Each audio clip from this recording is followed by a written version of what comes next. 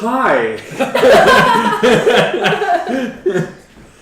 Based on my personal schedule, there is just no time to say hello to these lovely, lovely people at the table. So this is me saying hello to them, and it's saying hello to all of you. Welcome, welcome, welcome to the Indigo Playroom and another exciting, wonderful night here. So how's everybody doing? We're doing amazing. Good? Good. Yeah. Good. All right, so we got a few announcements before we kick things off. It has been a busy, busy few days here for Indigo Chameleon. We have an amazingly awesome Twitter feed that you can search for when searching for Indigo Chameleon. And because of that Twitter feed and the lovely supportive community of Twitch streamers and other people, when last we left our heroes, we were at around 100 and something followers, 105, 110. Yes, yeah. We are 10 away from 150. So we're doing wonderful. So anything that you can do to tell your friends to support us, to click that little heart, to subscribe, to follow, it really does us a world of good, and we get to play games with all of you lovely, wonderful people. We also have a Facebook. The Facebook is a little bare bones at the moment, but you can search for it and find us there by searching for Indigo Chameleon on Facebook. We'll have some links posted for you momentarily. A lot of exciting, fun things happening here at Indigo, as always. For Creative Chaos this week, I think it's going to be another it's the two of us not teaching a card game again. Not teaching a card game. It's just going to be us hanging out, probably playing some sort of game that you don't have to pay any attention to. We'll be talking about favorite books and movies, and I thought this week might be a good time to talk about our very first experiences into the world of Dungeons and Dragons and sort of role-playing games. So we'll be talking about, I guess, a little bit about the secret origin story of Indigo Chameleon. Friday, we also have some special guests that we have not had on the stream before that we're looking forward to seeing. Yes, we do. On Friday, yes, we have some amazing guests that are coming on the stream for the first. Adrian and Mark. All right, Adrian and Mark. Joining us on Friday, and I'll be playing some board games there. So please stay tuned for that as well. We at Indigo Chameleon are always trying to do some reaching out, and I found a way to combine our love for gaming and our love for sort of giving out to other charities and things of that sort. So we are partnering up with another Twitch stream. This Twitch stream, and I want to do the shout out for them, is called Small Terrible Dragonborn, or STD. So we here... We here at the Indigo Chameleon are down with STD, and too many jokes. I can't decide. We are partnering up with them, and I haven't even told the players this, but I think some of them can get behind this, to support a charity on March 22nd at 7 p.m. We will be doing a charity stream for the Trevor Project. The Trevor Project is a charity that is near and dear to some of us here at the Plaster Dragon. It is a particular charity that reaches out to the LGBT community, usually the teen community, that's for counseling and suicide prevention and things of that sort. So we'll be sharing out all the information of the streams that you can catch throughout that weekend. It'll be a weekend full of streams, but here at Indigo, we will be hosting our very own sort of one-shot. I'll be gathering players for that. It'll be an epic one-shot of epic proportions. So where I think I'm going to send a group of players through the Tomb of Horrors, which is D&D royalty, and I don't think any of these guys have ever played it. It's one of the first modules that was ever released for Dungeons and Dragons. So we're going to do old Gary Gygax proud, and I'm going to send a group of adventurers through the Tomb of Horrors, which is known to kill more players than leaving the party. So that'll be fun. I think that's it in terms of all the announcements. Not quite, actually. So as most of you might know, Monday was International DM Appreciation Day. And we don't stream for Wonder on Mondays, so we had to wait a day, naturally. But the group and I sort of band together and got our wonderful DM a little something or other.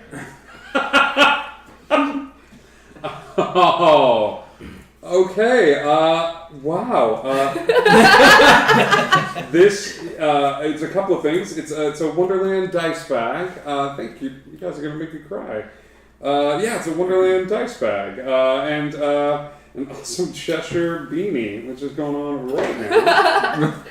So. Hey. Got my cat ears and everything. Thank you. I'm speechless, which is, for anyone who knows me, is incredibly odd. So thank you. I love telling stories with all of you, and I couldn't do what I do without you guys. So, and this is my first campaign that I've sort of DM'd from the ground up, and yes. So, love, heart. All right, so all of that mushy stuff being said, my cat ears affixed.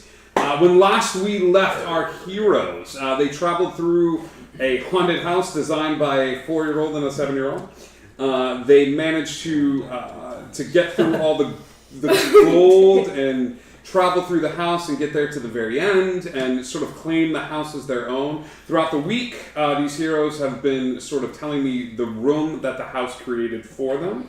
And what they did with their time, because they leveled up from level 3 to level 4 while they were there, as you do. So heroes, now that you've had a week to yourselves, let's actually start with Nyx. Nyx, can you give us a brief summary of what you did with your time during your sort of week off to decompress and sort of explore the house a little bit? Well, like, the first thing I thought of was, like, that white rock I took. Yes. Out of that circle. I put it back in the circle. Very nice. That's probably not a good thing to, like, have. And then I've just kind of been exploring the house. I gotta erase something that was gonna happen. Thank you for putting that back. Keep going, buddy. Oh, okay. Oh, you meant like... now I'm on the same page.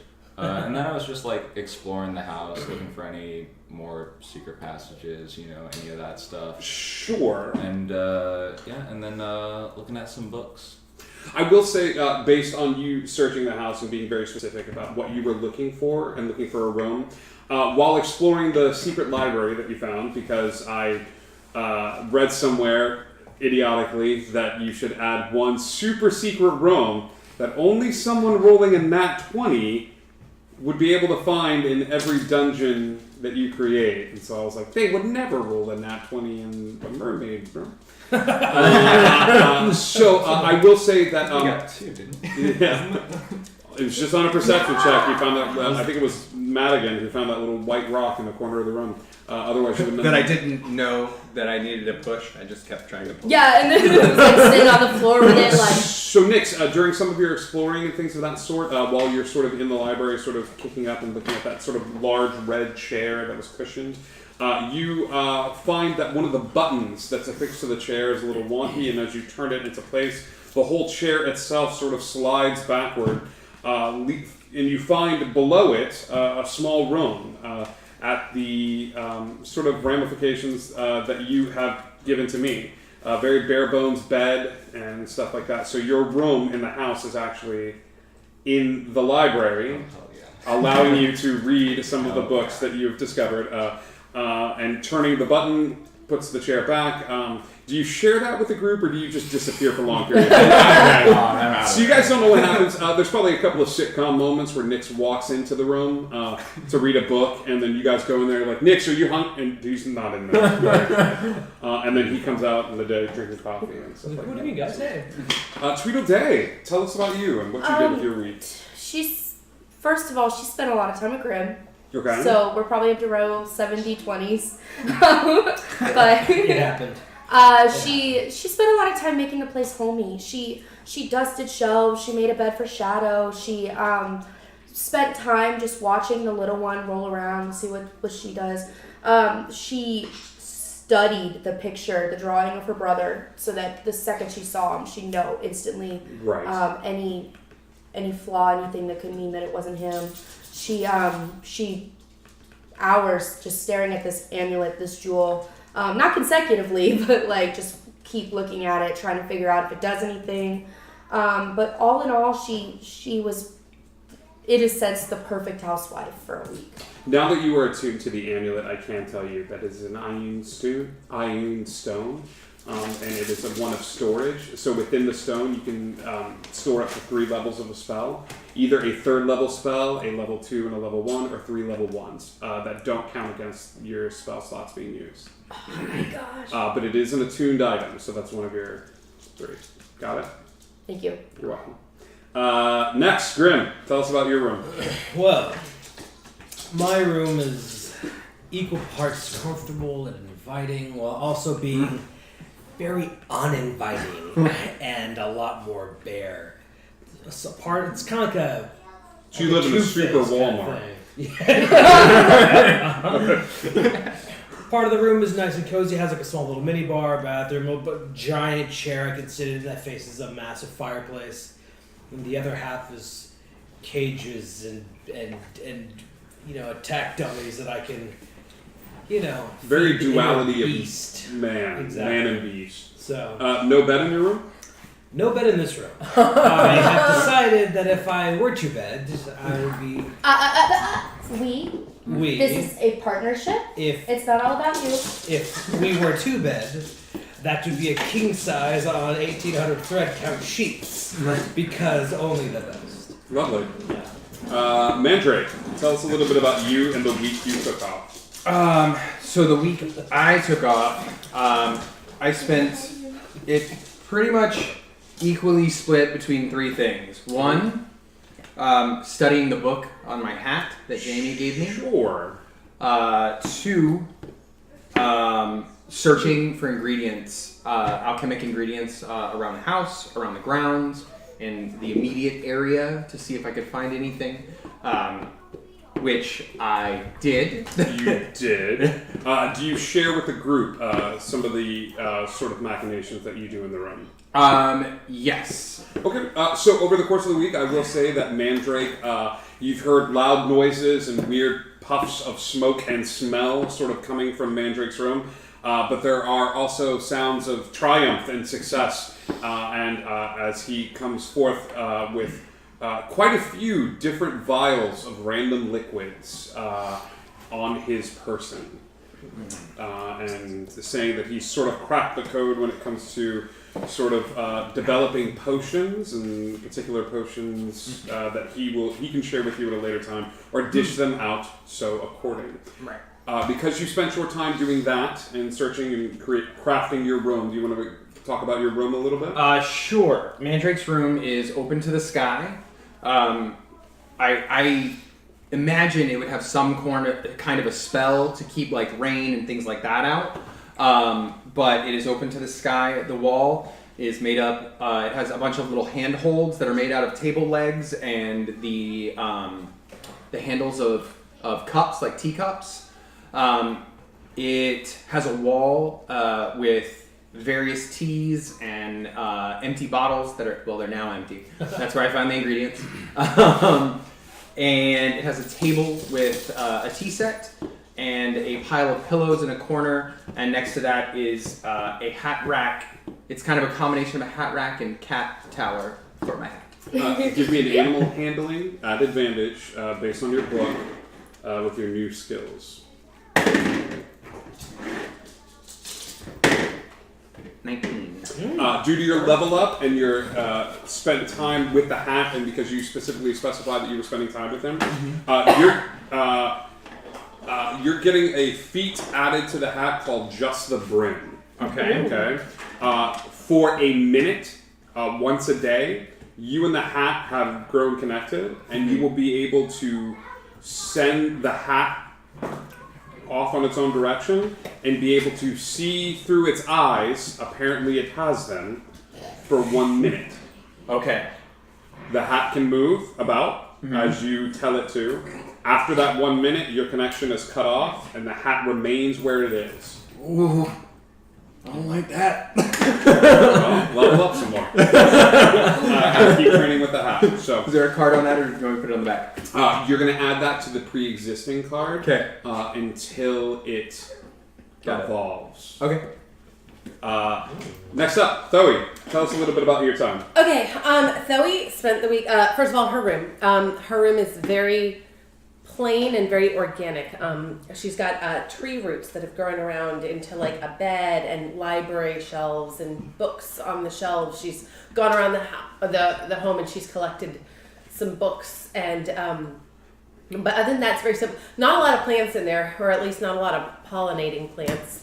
But she has some succulents, maybe a few cacti, and some of the more blooming wildflowers that are not incredibly allergenic.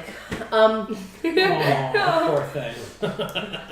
She has spent some time, because she is not about killing things, which is her the things that she spent some time doing are probably not going to be too popular with certain characters. Grum. She has become tougher. That is her feat. I figure since she is furry, like cats have that undercoat, that gnarled, tangled undercoat. As she matures, she is getting that gnarled, tangled undercoat, and she's becoming a little tougher. She has also spent some time going to the flowers that were outside, the ones that could put you to sleep, and she has created a potion that she can coat her darts in. Her main weapon are darts, and so her goal has been to have darts that have a sleeping potion on them, so that she can put anything that attacks them to sleep. Now, unfortunately, because it's the sleep spell, OC, if anybody hits it after that, it's going to wake up. So her goals may be a little bit different than other members of the party at times, but oh well. Essentially, she's created ice to your fire. You don't know this, but during level up, he became a more evolved killing machine. Spent time doing that, and during your level up, you became a more evolved non-killing machine. Evolved non-killing machines. This is the pooch. Yes, screw it. The other thing that she has spent a little bit of time doing, this is the only thing that I forgot to mention to you, is she spent some time with the skull with the candle, trying to learn a little bit more about it. Yes, you were attuned to the skull with the candle and realized that upon lighting it, this is a magical item that was created by my 4-year-old, Liam, that upon lighting the skull, four skeletons appear, equidistant from each other, in a square with the skull candle in the center, and just start dancing. Just furiously dancing to music that no one else can hear. Okay, how many uses? Because until the candle is burned out. Now, upon blowing out the candle, the skeletons freeze in whatever dance move they were in and are frozen in place that way. I've totally been to that club. And the skeletons are part of it. Do they disappear at any point, or do I just end up with a massive pile of skeletons somewhere? They actually just become... Those are my skeletons in the closet. Those are your skeletons in the closet. So you'll start building a collection, I think, of skeletons in the closet. When Kindle burns out. So how many times a day can I use this? Not that I can think of one. I have it written down, but you wouldn't know this because it's a candle. So it's more of a... So I've tried it. Yeah. I have a pile of skeletons in my closet somewhere. I, of course, tried it again the same day. Did it relight when I tried it again the same day? It did. It did. Okay. The third time I tried to relight it, did it... Yep, so I have now got 12 skeletons somewhere in my closet. Yes. Got it. Great. Okay. Well, We're gonna have questions later. We can't kill anyone. You've got 12 skeletons in your closet. They are humanoid skeletons. Are they full size, like full size humanoid? Like elf, gnome. 5'8". Okay. 5'8". You can put them in my room. 5'8" realistic full size skeletons. I do look forward to the scene of Mandrake walking forward, holding a bottle of weird things, and him being like, "Hey," and then he's got 3 skeletons. It's like, "Hey," and then Nick sticks his head up in the library. He's like, "Can you guys quiet down, please?" And if I just let them dance, they'll just keep dancing until I blow out the candle? Yeah, nothing left for them to do but keep dancing. Wow. Everybody keeps dancing. I love that we thoroughly thought this out. And you said I'm attuned to this? Is it an attunable item? This is an attunable item. Wow. Okay.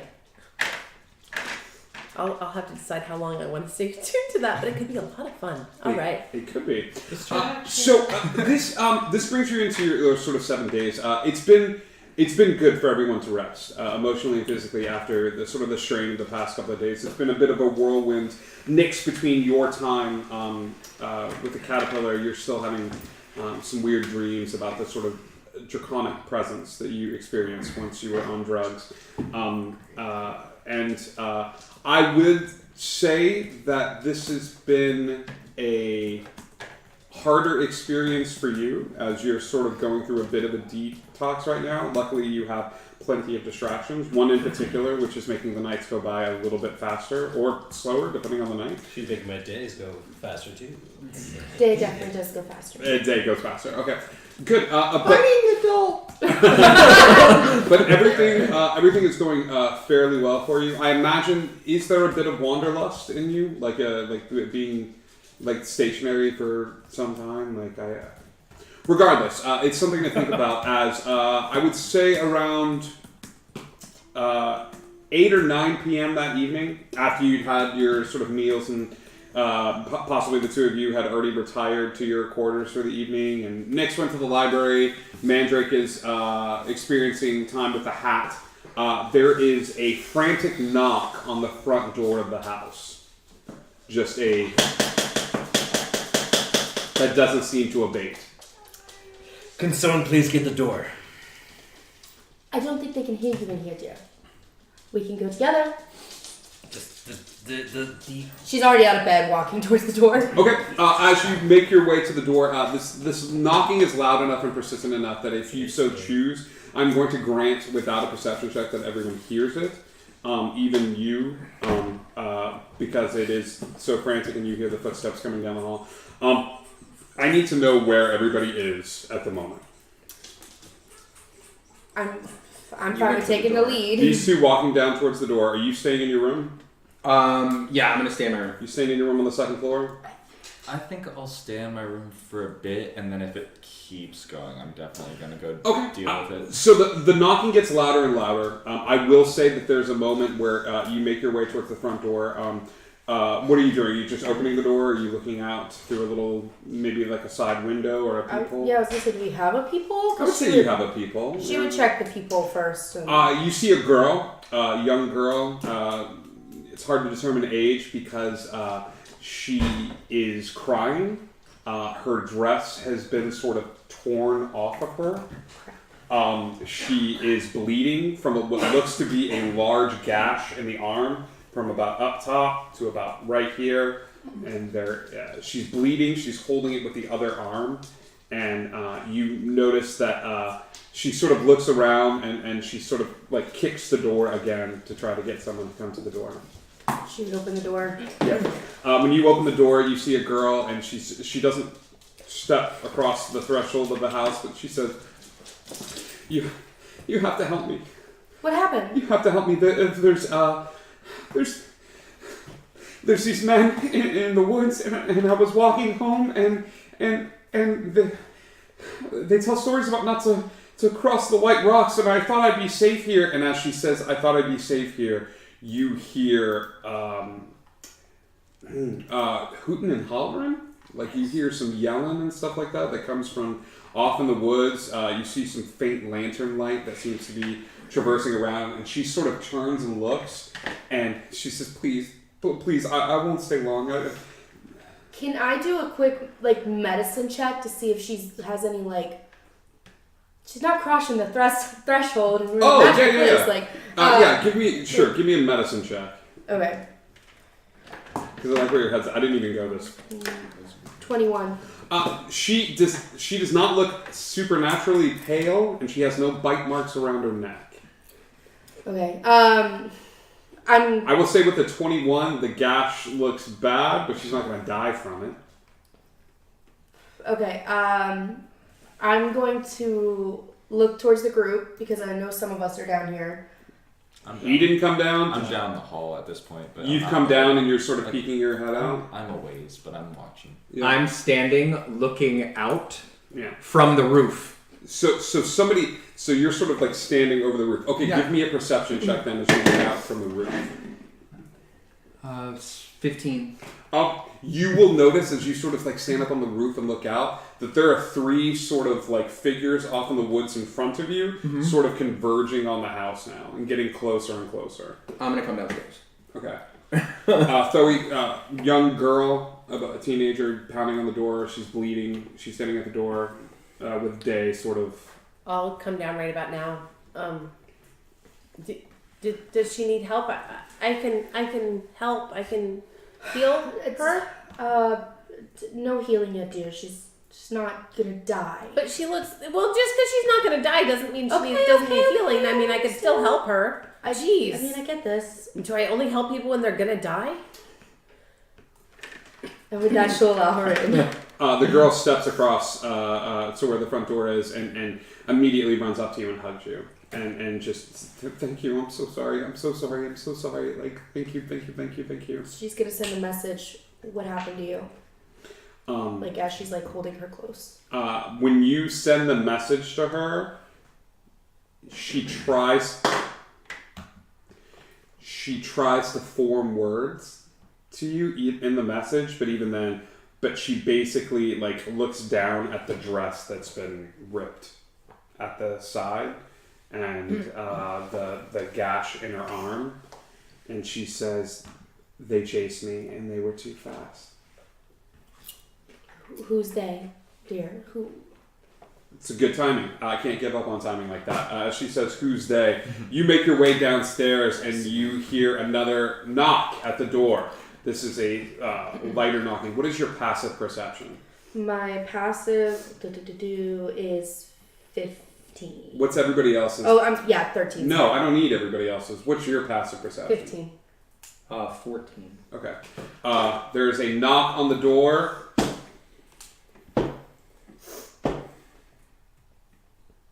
And she goes and just stands right behind you and tries to make herself look as small as possible.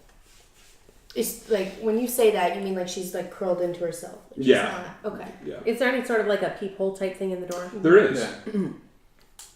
I'd look through the door. So you go to the door and you look, and there's 3 individuals. 2 of them look like sort of rough and tumble men.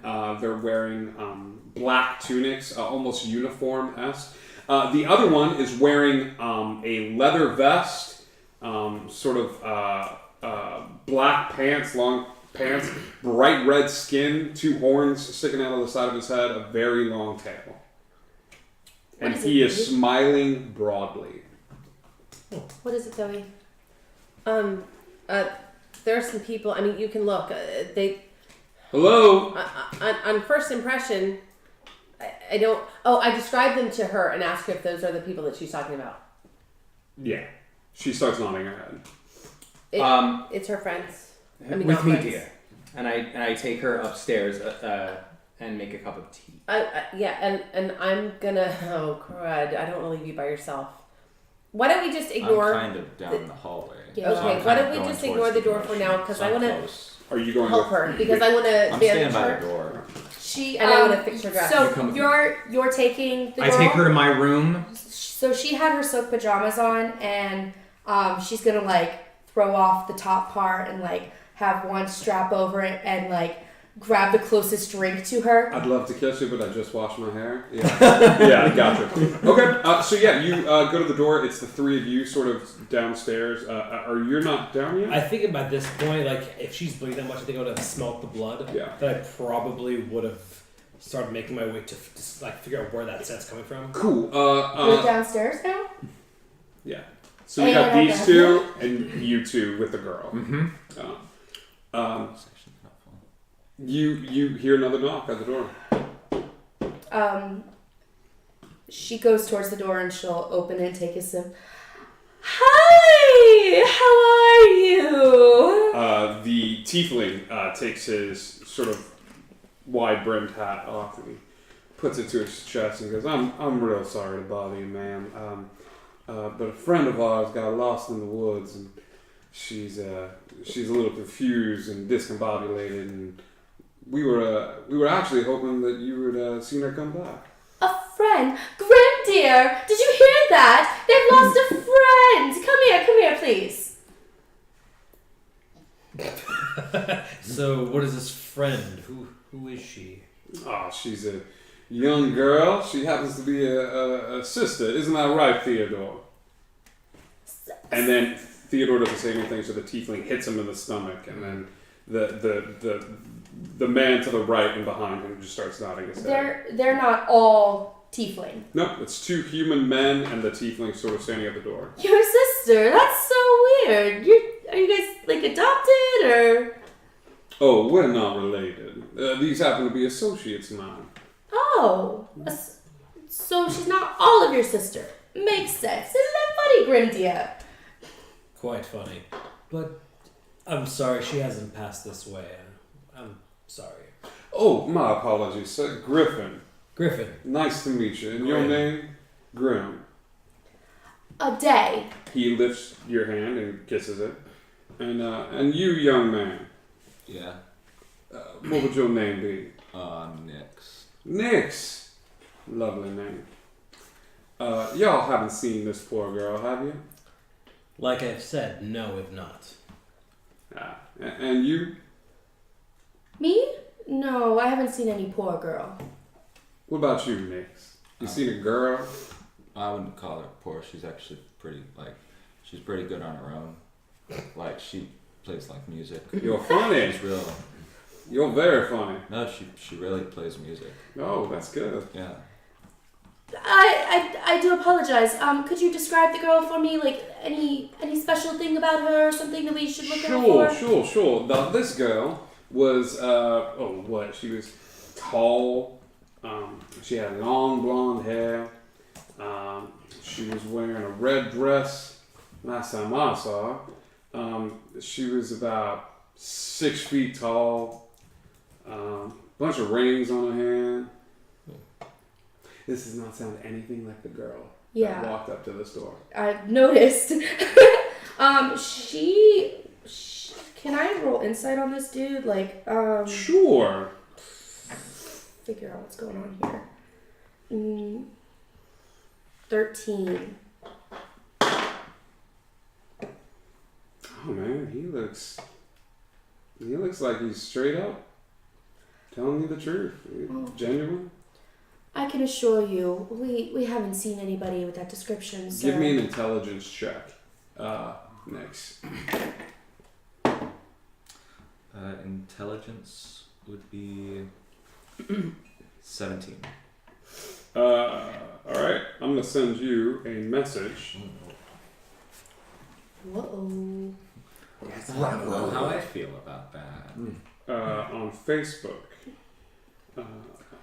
About what that 17 gets you.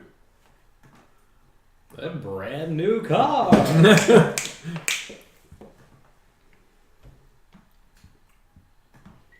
Did you get that message? Yes. Y'all sure you ain't seen nobody like this? I'm quite positive. Though I do apologize, but it is getting late. So I must insist. It is. And I would hate to ask her. What's your sister's name? So, like, if we find her, well, not your Theodore's sister. Yeah, what's her name? If we find someone, we can just ask their name. Oh, yeah. His sister's name is Tabitha. Okay. Isn't that right, Theodore? And Theodore doesn't say anything and he hits Theodore again. She's gonna turn around and look to Theodore. You must be worried very much. Well, if we see any blonde-haired, red-dressed girls, we'll be sure to let you know. Is there a way we could get in contact with you? Yeah. Yes. I'm sorry. Could I trouble you for a glass of water? She doesn't let him in. She'd be... Oh, that's fine. We're strangers. I wouldn't trust for you to let me in the house, but maybe one of y'all could go grab a cup or something. Grim dear, please? I'll just walk over to whatever, the kitchen, wherever there's a vase Sure. pot of whatever water that could just. There you go. Or Grim, flagon if it's on door. You're going back to the kitchen and grabbing a cup of water. Whatever's closest to it. Okay. So Grim disappears back into the kitchen.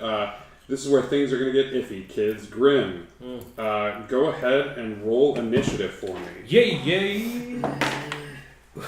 9. All right, Grim, you go back into the kitchen to grab some water, and as you do, two gentlemen that came in through the back windows of the house walk forward, but he's no longer on the roof to see it, and these two are up in the room, sort of swarm you as you go back into the kitchen. Does a 29 hit your AC? I would say that it does. All right. I would definitely say that it does. One of these gentlemen walks up to you and he shoves a dagger into your side. As he does, you take 14 points of damage. Ooh. I'm sorry. The other one sweeps forward to the side of you, brandishing a similar looking dagger. He's wearing all black like before. That is a crit. That is a nat 20. Oh my god. Jeez. Ergo Perone. Oh jeez. Granting him a free hit for all of his allies. So I am down for the count. So he's going to take another stab at you. Okay. Okay. He rolled extremely low. He got 4 points of damage. Okay. But his other buddy's going to take a hit. Yep. Is it a free hit or a free attack? That's a free hit. Alright, you take another 2 points of damage without a sneak attack this time. Gotcha. As these two guys just start wailing into you. It is now your turn. So I'm going to shift, and on that I'm going to use Long Tooth Strike to attack the closest person to me. Okay. Give me an attack roll. Okay, that's going to be that's 12. 12 total? Okay, yeah, you make an attack towards this guy, and unfortunately it does nothing. But I will say the noise is loud enough at this point that you hear a scream come from downstairs. I'm going to need everybody to go ahead and roll initiative for me. That was the round that was taking place in the kitchen. Oh. Ooh. Cool. Nap. Okay. A nat 1. Okay, so Nyx. 17. Nyx. Really good. Okay. 11. 11. Dang. Alright, and you got low too, right, Bobo? Yeah. Yeah. Nat 1 from a boy. With your dex modifier, what does that bring you to? 7. A 7? Yeah. That's actually not bad. Grim. Mandrake. What about you, Thoey? 5. Oh, 4 plus 1. Y'all. wow. Jeez. Okay. I need to move to that table. I can't say it anymore. I'm sorry. I don't think that's it. What'd you get? All right. That will bring us to the top of the order is Nyx. Nyx, you hear a scream coming from the kitchen. Great. Oh boy, how stupid do I want to be? How far are the people in front of me? How far are those people? Super close. I would say Damn. Day is currently in conversation with Griffin, and the two gentlemen are standing behind her at the open door. Oh my god. So they're all within a little tight circle. Come on. Why Dude, are you so always we- close to each other? God, I don't know. I have a.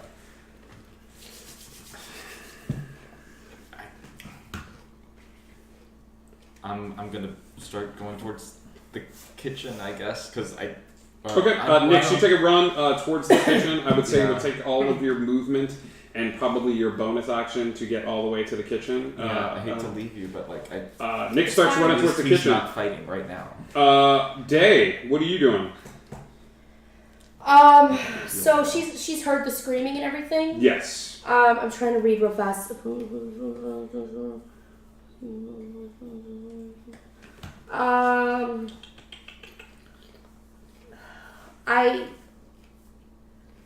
I'm going to do an enthralling performance. Okay. What does that do? And correct me if I'm wrong. If you perform for at least 1 minute, you can attempt to inspire wonder in your audience by singing, reciting a poem, or dancing. At the end of the performance, choose a number of humanoids within 60 feet of you who watched and listened to all of it. This is a great trait for you. It is a great trait for Day. A round of combat lasts 6 seconds. So you can start casting this, but this is going to take 10 turns in order for you to have never this effect. mind. And if they leave the performance space, this is more for like RP purposes. Yeah, or, like, I was thinking planning. I was trying to get them Alright. start. So 3, 2. She's gonna use True Strike on Griffin. Point a finger at target in range. Your magic grants you brief insight into the target's defenses.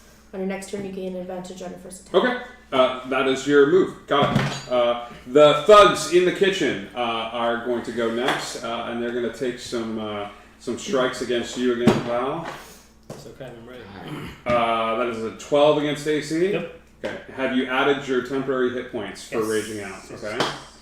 And 14 against AC. Okay, so they whiff it both times. They take two trips, and right now there's blood in the air. You're sort of raging out, Yeah, that's and good. you're freaking out a little bit. Grim, it is now your turn. Sweet. Well, so what I'm going to do is I'm going to use an unarmed strike. Once again, whoever's the closest to me. Okay, So that's going to be a 22. 22 hits. Roll Okay. some damage. Oop, is that D4? Yeah, that's 1. Oh, 1 point of damage? Yeah, because if it's an unarmed strike, right? That's. Yeah, you using your fangs and stuff like that Yeah. though? Because can't you use fangs for your one-arm strike? Yes, yeah, so I can bite and. Yeah. Yeah. Oh, I'm sorry. That's D10. Or. Yep. 4. 4. Okay. Add your strength modifier to that. Oh, then that's going to be 10. 10. All right. So you watch, and you sort of reach forward and grab the one closest to you by the scruff of his shirt. You pull him in close, and you rip into the side of his throat. As you rip into the side of his throat, the blood starts coming down. And he manages to push you back. He's looking woozy on his feet, but he is still standing. And that's what can I do my bonus action to like regain health? Yeah, you're doing your second win. Yeah, my second win. So that's a 1d10 plus 4. Okay. That's 8. Yeah, that's. So that's going to be 11. Okay, so you grab this guy by the scruff of his shirt, and you bring him close to you, you bite his neck, and he starts bleeding profusely. He looks woozy on his feet as you push him forward, and as you do, you sort of revel in the blood sort of trickling down your chin, and you sort of look at the other guy and just sort of growl, and as you do, your body is revitalized again as you feel that sort of healing energy of the hunt sort of course through your veins, and you are pumped up and back in this fight. That being said, the two men that are sort of walking forward as you go into the kitchen, they will take their moves to copy your movements and get right close behind you. One of them is going to get close within melee range of you, and the other one is going to take a shot with a crossbow at your back as you're running. That is a 15 to hit. Yeah. Yep. Yeah, that's gonna hit. It's not a lot. It's only 6 points of damage as this crossbow sort of lodges itself into the back of your left leg, causing you to stumble a little bit as this guy tries to take a shot at you. Griffin will come forward, and he is going to start waving his hands and start casting sort of energy about him.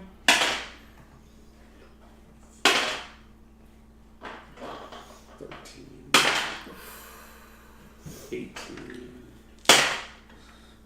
How many hit points do you have? I don't want to tell you. 31. 31. You feel the effects of a sleep spell start moving forward towards you. As the sleep spell sort of moves towards you, it starts to grab a hold of you, and as it sort of trickles up to your side, you feel it sort of invade your entire body, and as it gets to your head and your neck, you manage to sort of shake it off to the side, and he growls in defeat as the sleep spell just doesn't quite take hold and effect on you. So, but he is slowly walking towards you in a nonchalant manner.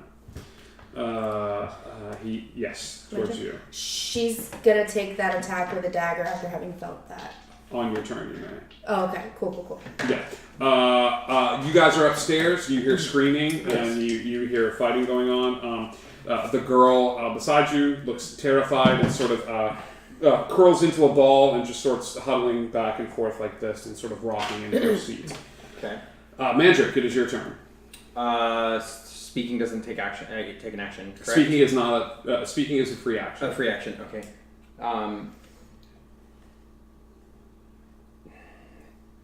You stay with her.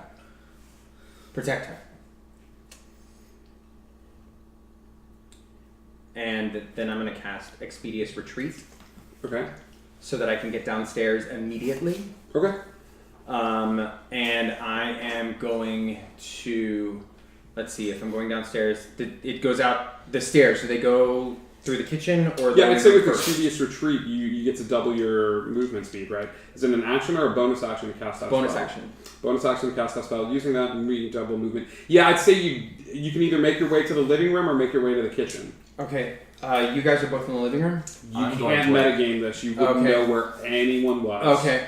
But as I was passing by, You would run down the stairs and you would see a man walking towards Day and Day sort of clutching herself. You'd also look a little past that and you'd see Nyx grabbing his leg and two men, one holding a crossbow that looks like he's got a bolt in his leg.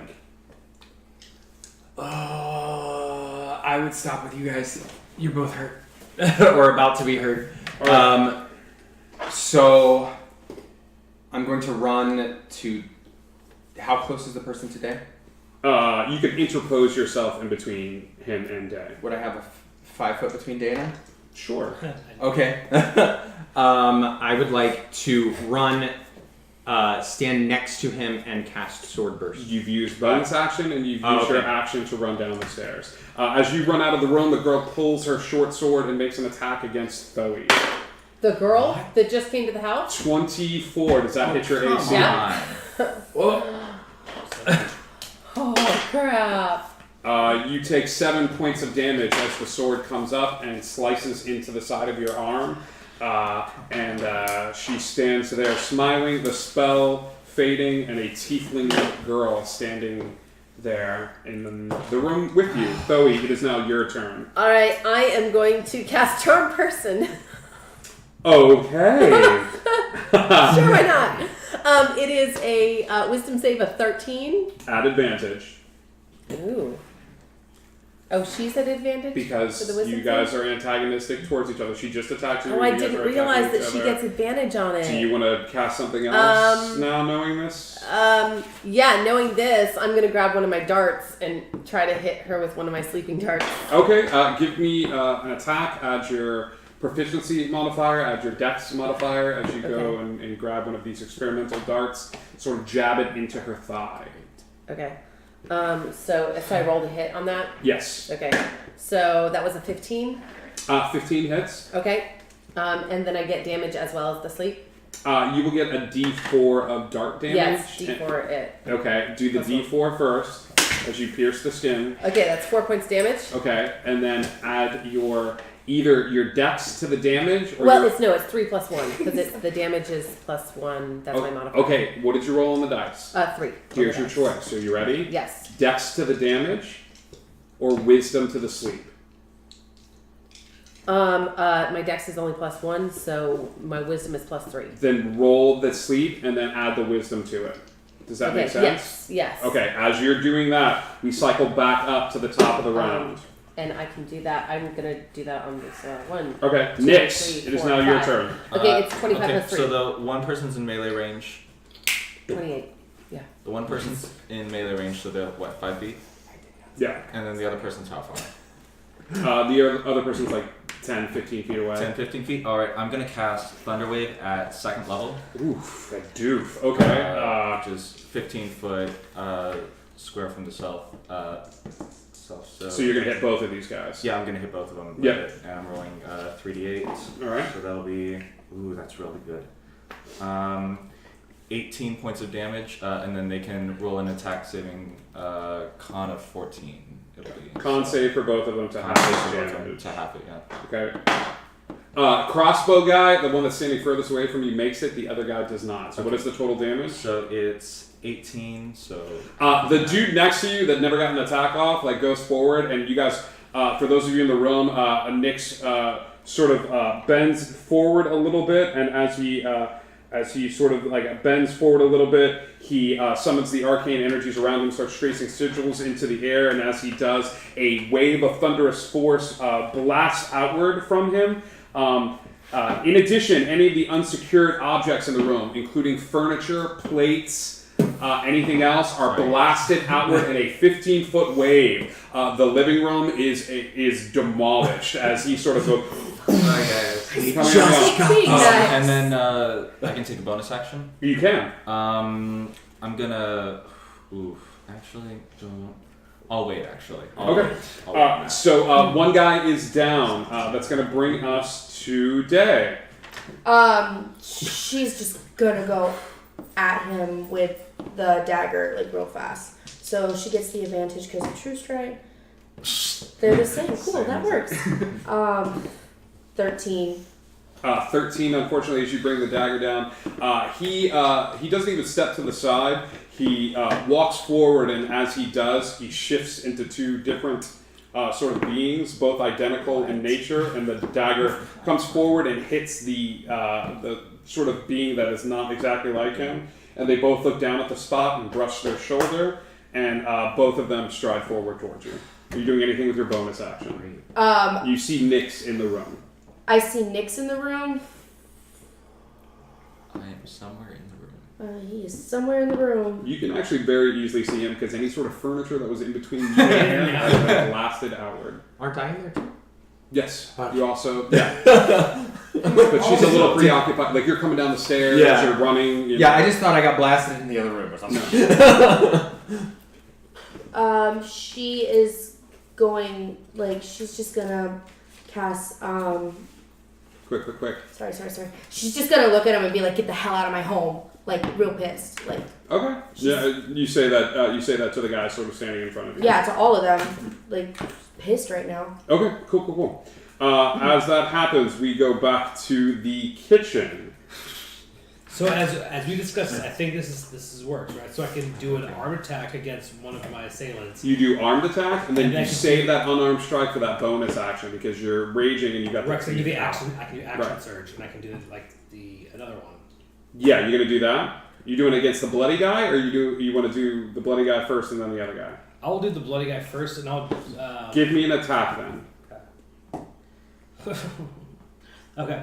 That's 5. That's like using your short sword. Oh, my short sword. Okay, so then that will be a 5 to hit, which is garbage, and that is a 11. This is your unarmed strike. Yeah. Okay, both of these whiff, like they whiff hard. As he's bleeding, but are you going to burn your action surge? I mean, I could do it and like still attack him. You burn your action surge; it's a whole other attack. I can long tooth strike him.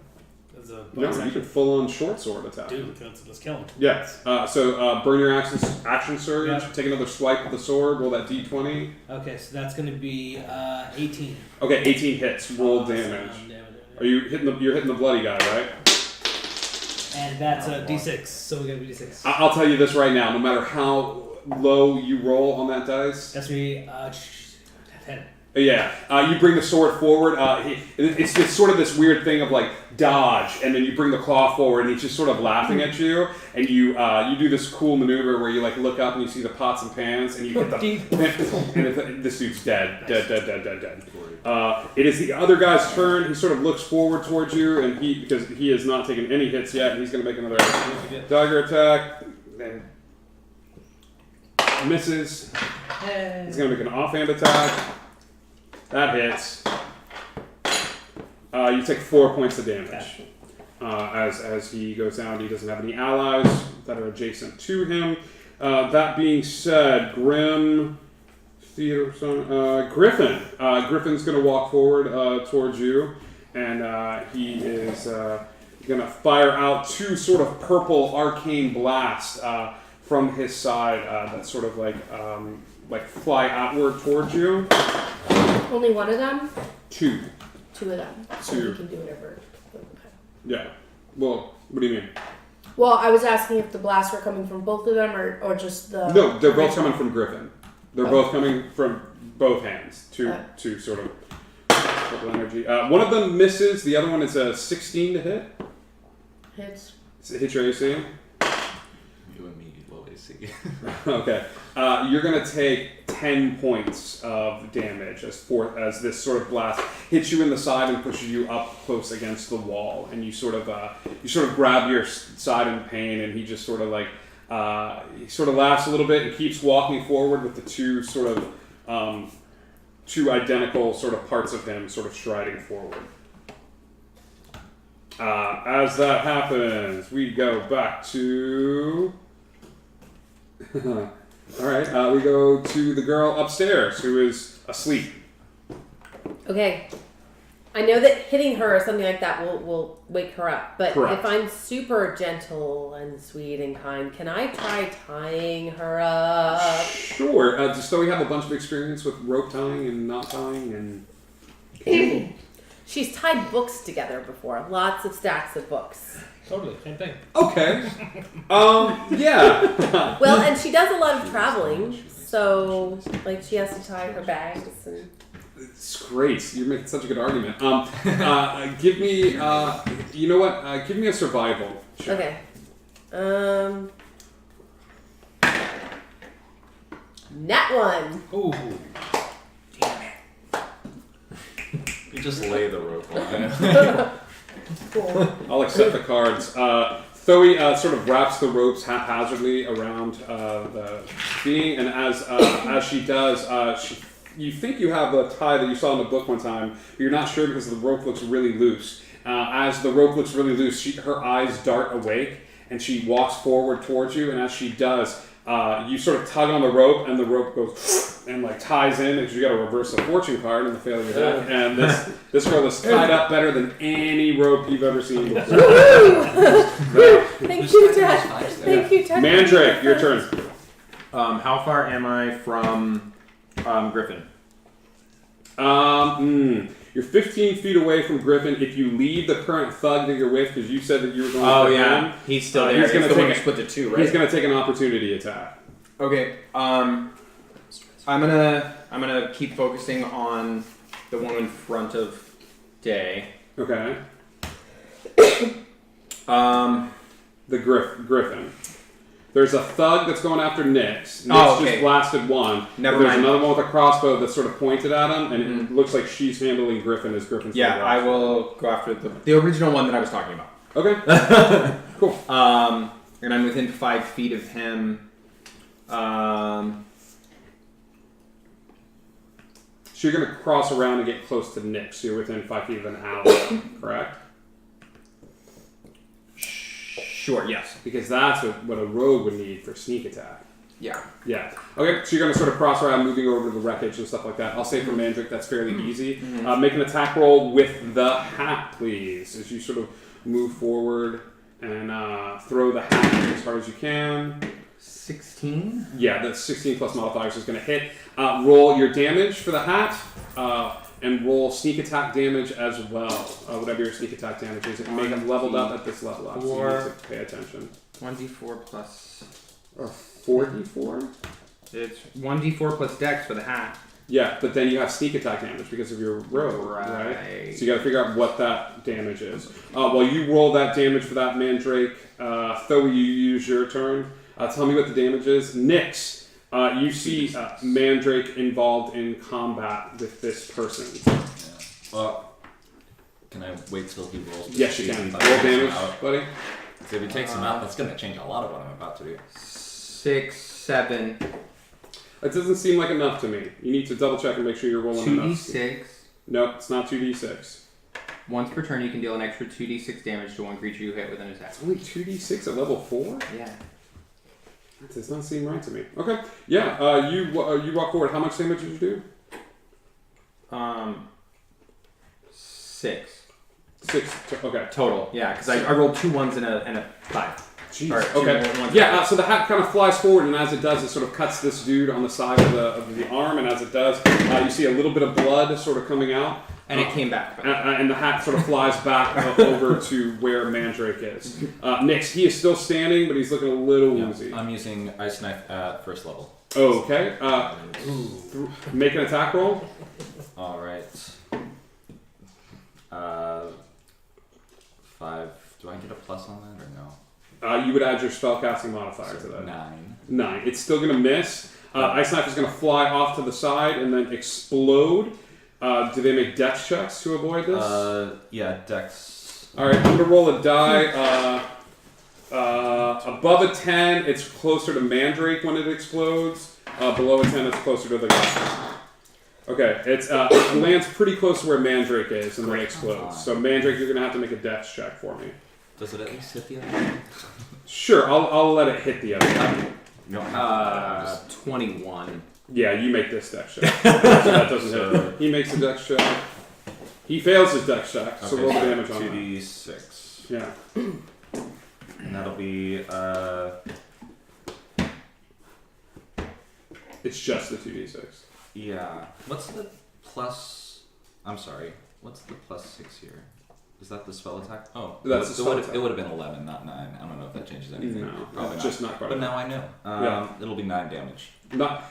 So you get a little pissed off because you've been training for years and you kind of threw your hat and it hit him, sliced him in the arm, and his knife that sort of missed and fell to the ground explodes in a fury, and you dodge out of the way, and then the guy's sort of laughing at you as you dodge out of the way, and then he looks down and he's got shards through his stomach and just sort of leans forward and passes out. So that guy is done. Thug is gonna Day, you're up. She's just gonna cast Dissonant Whispers at Griffin at 2nd level. Okay. So that's a 13 Wisdom save.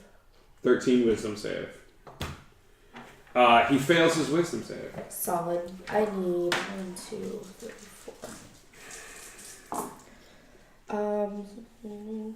That's 11 damage. 11 damage. Yeah, psychic damage. Okay. Is there any other sort of special things that happen when they fail this wisdom check for Dissonant Whispers? It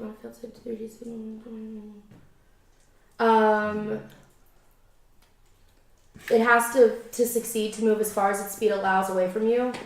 It doesn't move into obviously dangerous ground. So it takes damage, but it also starts moving away from you. Yeah, as far as its speed will allow. Okay. Leave our house. Yeah. So as that happens, you point the finger, and as these whispers start taking over him, he starts grabbing onto his head, and he's shaking it like this. And as he does, he sort of looks up at you, and his eyes go a dark black pitch. And as it does, he sort of takes a finger and he points it towards you as fire erupts from his fingers and sort of surrounds you. I need you to make a dexterity saving throw for me, Day. Oh, it's a nat 1. It's a nat 1. All right, Day. This is not a good day. No. He's not good. Day, you take 10 points of damage as this fire sort of surrounds you. It's okay.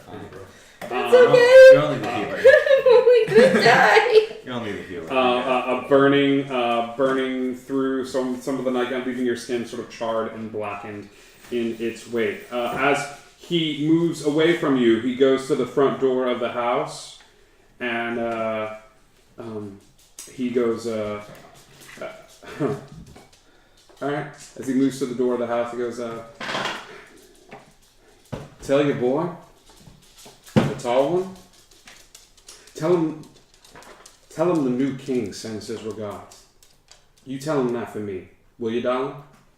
And he shuts the door and runs off into the night.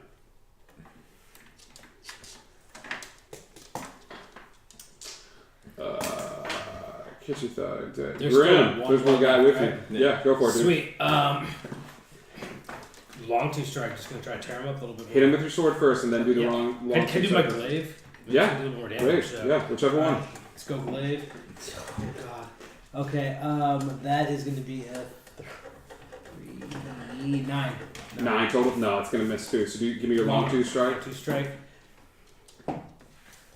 That's 20, not net. Yeah, just enough to sort of like you sort of take your claw back and sort of like swipe against him, and as you swipe against him, it sort of pushes him backwards. You hear this really loud pitched whisper, like sort of go off. What's your damage on that? So this is going to be 6. Okay, 6 total. Yeah. He gets cut, and he's going to actually take off running from you and try to go back out the window, which means you get an opportunity attack against him if you would like to take it. Because I have my boots that I got of the striding and whatever, I can bound myself towards him, like just like. You try can't, attacking so you're him. not going to take the attack against him? He's giving you a free attack. He's yeah, basically definitely running. doing it. Definitely. All right, so give me another attack using your glaive or your... Okay, so that's good. I'll do a glaive, and that's at 19. Yeah, that hits. Okay. Roll damage. Damage. That's 13. Okay, yeah. He makes a bolt for the door, and as he makes a bolt for the door, the glaive catches him sort of in the back, and there's this spurt of blood as you have him on the back of the glaive, and just sort of move him away from the window and sort of dump him unceremoniously on the ground. Yeah. As far as I'm concerned, we are out of combat. We need the space. So he doesn't know that. So Thoe, play this out. You are upstairs. Well, what Thoe's doing, and actually, because I am a furbolg, and as a racial trait, I have powerful build. That means I count as large to determine my carrying capacity and the weight I can push, drag, or lift. Sure. So the first thing I'm going to do is, now that I have this rope nice and tight, I'm going to drag her. Are we upstairs? You are. I came downstairs. Yep. You're upstairs. So I'm going to be dragging her down the stairs, because I'm not letting her out of my sight, but I want to get down to where everybody else is. So I'm going to allow this. Thoe, give me... Thoe, give me a dexterity saving throw. Okay. No, actually, never mind. Oh, You thank thought God, because that was another nat 1. You thought her real good, and she needs to have her hands free, so that's not going to work. So no.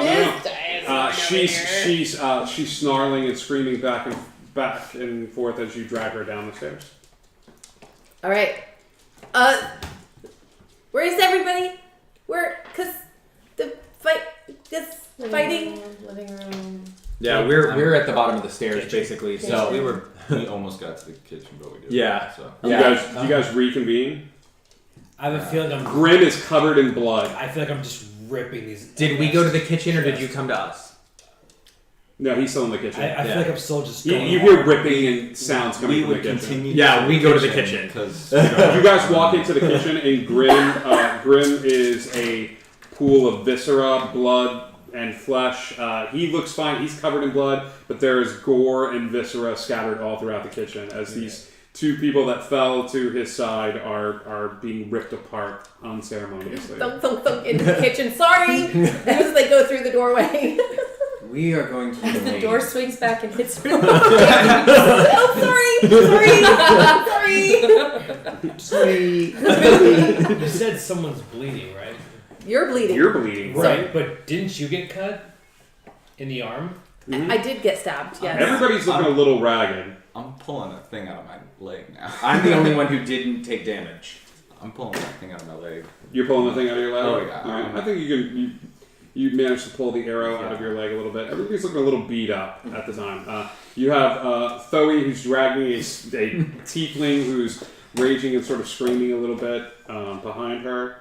You see Grim in the kitchen who's like, I just need another minute. Who's just like tearing into dead bodies. Game is yours. If I'm still shifted and you're still bleeding, I would imagine that bloodlust is still like. Your bloodlust is somewhat sated as the kitchen is filled with blood. I was gonna say, come at Their blood ain't gonna register on the radar as you're like, the snozberries tastes like snozberries. Like you're in the kitchen, I'm like, I think like finger paintings their blood. Oh my god. you actually look very happy and content. Awesome. Yeah. Cool. I'm just gonna start going through like just whatever armor items that they may have, and just start going through pockets and just seeing like if there's any symbols, if there's any coin, if there are any like symbols that work. You're doing this? Yeah. Okay. So as you guys sort of leave the kitchen and head out to the living room, you need to give me an investigation check. Oh, not bad. 6. There's a lot of blood. Trying to find stuff is tricky. Finding stuff In the hard. living room, I'm going to take a look at the people in the living room, the bodies in the living room, Sure. to see if there are any identifying marks, anything that might give us some information. This one's screaming. She might give us some information. She's really mad. Wait, I do things my way. You do things Wait, your you things. left the girl upstairs by herself? No, I dragged her with me. She's right down here. She's the one screaming right now. No, the one that we let inside. Oh, no, she's this one. Oh. So, I'm still gonna search the bodies. Give me an investigation check. 9. You start looking through the bodies. You find that they each have a small crossbow. Oh wait, 11. I'm sorry. I looked at Oh well, then you I find know. all gold. Yeah. No, it's just enough. It's not a high DC. I would say that on each of the people, you don't find a bunch of gold. You find about like 5 gold spread amongst very like copper pieces and silver pieces. You find about 5 gold on the 2 that are in the living room. The dude that got thunder waved and blasted against the wall, like a lot of his features and stuff like that are a little like. This is the sound of a tool chest falling down. He's a little beat to hell. They're Right. all wearing identical black robes. Upon some further examination of the robes, you find that each one has a dagger on it. There's a small an emblem of a snake at the bottom of the dagger, but upon further investigation, you see it can be pressed inward. And you've seen things like this, I would say, in your time. It's 1 dose of poison. Okay. So when he was taking damage from the 2 dagger hits, that's why it was extra, because he had some poison, sort of like that one-time use sort of thing. Okay. They are wearing a crest sort of sewn into the shirt. Mm-hmm. The shirt is that of a bird. It's hard to see what sort of bird because it's almost like an abstract painting, but the bird is carrying a snake in its hands. Okay. And sure enough, upon looking at the 2 in the room, after you manage to get Grim away from like chewing on the toy, like Grim, no, drop it, like you find identical sort of emblems, but the daggers are not pressed in that. Can I make any sort of history check on this with the amount of books that I've Absolutely, read? make a history check. Anybody want to help? Does anybody else have proficiency in history? No. that's all you, honey. All right. I hide well. So that one I rolled 2 nat ones in a row. This one I just rolled a 2 on.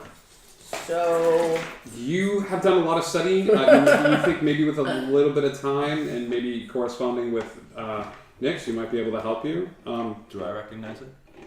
The emblem? Yes. Oh. Yeah. I figured I'd ask. I knew the answer, but Aw, I had thanks, to make Wolf. sure. Thanks, Wolf Wolf. just I gave don't- us bits for the Oh. Cheshire Cat beanie. He likes your beanie. Yeah, thanks. I totally forgot to add that we are now incorporating bits into. And I didn't even put it on the screen, so I'm going to work on putting it on the screen right now. So here's the deal. I want to make this a little more interactive with our audience and stuff like that. So I'm going to make it super cheap starting out. Here's how we're going to handle bit systems going in from here on in. You'll see the ticker from now on. It won't be there right this second, but it'll be up there in a from in the future. For 300 bits, you are going to be able to shift fate. So when you tip 300 bits in this game, I need you to do either a happy face or a smiley face or a thumbs up or a thumbs down to show me which way the winds are going to blow for this group. It's Janet the chicken. If there's somebody you would like to target and you want to Love do that. that 300 bits and Oh, do you're making it so much harder. I don't know how to put emoticons into this. 300 bits, change of fate. Okay, just 300 bits. And 300 then you can bits, tell us change how. of Okay. fate. Okay? I feel like I'm gonna need another beer for this. Wait till intermission. Starting with 3. As Nix, as you walk forward, the girl on the ground sort of reaches forward and spits towards you. I'm going to leave and go back to the library. So, can Day rush in real fast and see him before he's leaving? It's pretty obvious. Okay. I'm not going to hide me just straight up. Nix walks out of the room. It's fairly obvious to everybody. Yeah. At that point, I think I'm coming out of the kitchen and like meeting up and convening with everybody else. Grim is coming out of the kitchen licking his fingers. Day's going to find him Okay. and When she catches up with him, she's dragging him by his flower crown to a private room. You there? Cool. Awesome. So you three are just staying in the room? I'm going to turn to Thoe and say, bring that and follow. And I'm going to point at the girl tied up. That? Oh, you mean her? That. I mean, she's not nice, but she's still a person. Do you need a hand? With her? You guys will get a little bit of time before the three of them first. So, the second she's got him, like, right in front, I don't care who you are. I don't care if you're a druid. I don't care if you're a wizard. I don't care if you're some magical being from the stars of planet Mars. I don't give a shit. If I have people coming in here, hurting people I love, ruining my home, telling me the new king sends his regards, we deserve some honesty. You do. I'm sorry that I dragged you guys into this. I really thought I was safe. If I'd known, I wouldn't be here with you guys. I need to leave. I can't be with you guys. It's not safe. Stop. You're safer with us. We're not forcing you to leave. You come in as the three of them come in dragging this screaming to you thing. As you say, we're not forcing you to leave, and you guys are meeting in like the sitting room, basically. She sees them. Yeah. She sends him a message, and she'll just say, "Who are you?" I'll message back. She can't be in the room with us right now. Dale, look at Thoe. She's got to go. I'm just gonna grin real big. Okay. I drag her out of the room. Sorry.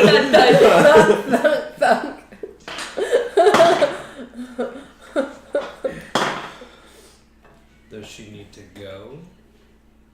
Not like that. Not yet. Are you dragging her out of the room and then going back in? No, I'm dragging her out. I'm hoping somebody's gonna come. Can somebody come with me to at least see if we can get some information from her? Can you please not kill her? Thank you, dear. At least yet. We can at least decide. I imagine there's only so much more time left in my shift that before I change back, or before I change back. Oh, dude, that thing lasts a minute. Minute, yeah, so I'm assuming I'll change back. you're already back looking a lot better. Me, I'll go with you. Okay, so I stay in the room. She's just gonna, like, as she sees Nick's getting emotional, she's just gonna grab his face and get real close and be like, listen. We just need to know how you can help us. You're hiding something, and it's not. I know. I'm going to back away, so I can see all of them. It's just these two at this point. Correct. Yeah, I haven't been telling you guys the truth. I'm sure you guys have We figured it out, yes. Yeah, you're not subtle. I've got someone very powerful after me, trying to kill me. And I've been on the run for 5 years now. And I thought I'd finally found a place where he couldn't find me, or his men couldn't find me, but obviously that's not the case, because they just did. In our house, no less. So I'm not a druid, I'm a wizard. But I figured if I was a druid, they wouldn't be able to find me, because they wouldn't be looking for a druid. But I guess that only lasted so long. This isn't right. I'm using Disguise Self to change my hair to a dark brown color. My clothes are going to change into a much more higher class, blues and purples. Give me an intelligence check. Yeah. Or I'm not going full on like top level clothing. I'm going some a bit lower than 16. Got it. He looks familiar. I'm sorry I've lied to you all. I really didn't think it would have mattered. I didn't expect to be with you guys more than a couple days. Walking through the woods and then going our separate ways, I didn't realize we'd be in a house together or anything, and I figured if I kept it up, I don't know, fool's errands, I know, but I'm gonna step forward and say, we all have a past. That's not what matters. Fate brought us here. fate's done a lot of awful things. I don't want to trust fate. So change yours. Let's cut to the other room, where the two of you are sort of standing there, and you've got this girl sort of propped up, and she's in a chair, I imagine, at this point. And she's sort of like smiling widely all over you. So like traditional good cop, bad cop. Haven't we? It's fine. Everything is fantastic. Everything will be going well. Oh, are you good cop? Maybe. Now, folks, You just got two people. He's good cop and bad cop. He ate both cops. I'm really less hungry cop now. So, Good step, bad step. 3 steps forward, 10 steps back, all going steps forward. We'll get there eventually.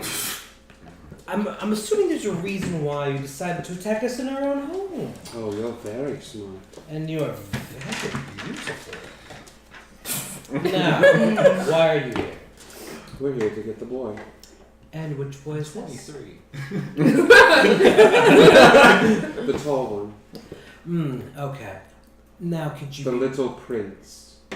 And does this little prince have a name? I don't know what he's calling himself these days. And what did you know him as? That's none of your business, is it? Is it? It's none of my business. Well, lucky for you, we have wonderful ways of making people talk. Yes. The bad cop. So, Thoe. And I cast Oh, infestation, and I cover him in cockroaches. She starts I love her. screaming. What sort of damage do the cockroaches do? You're the good cop! Okay. This is a tiefling, So she has to succeed on a Constitution saving throw. It's a con of 13, or takes 1d6 poison damage, and she's going to try, but she's tied up, to move 5 feet in a random direction if she can move. She cannot, and she rolled Right. a nat 1, so roll your damage. Hey. I'm assuming she speaks Just Infernal killed by the tiefling. bug. Yeah. Just murdered. 5. Oh, she starts, you hear screaming coming from the other room. Now, we can make this all stop. I don't ever start speaking Infernal. If you just give us a couple names. Or would you like my friend here I'm gonna go out there. continue with the bugs? I'm going out there with the scream, actually. As soon as he walks out, Day, I assume, and Mandrake follow close behind. As soon as he comes out, she stops looking at you and she stares at him. Do I notice this? Yeah. Ooh, well that got fun. What more do you got? Do you like spiders better? Leave her alone. We are just getting started Don't. and warmed up. Leave her alone.